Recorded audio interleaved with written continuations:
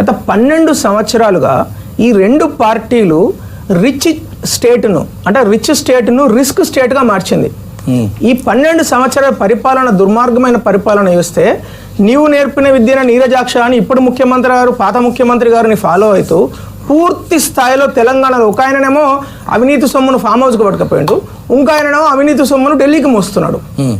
ఎన్ని మూటలు మోసిండో ఇప్పటివరకు ఏందో మనము ఇవాళ నేను ఒక న్యూస్ ఛానల్లో చూస్తుంటే ఈ రోజు కూడా ఆయన స్పెషల్ ఫ్లైట్ వేసుకొని ఢిల్లీకి వెళ్ళి అదేదో బుక్ ఓపెన్ చేయడానికి వెళ్తున్నాడు. మరి ఎవరి సొమ్ము ఆయనది?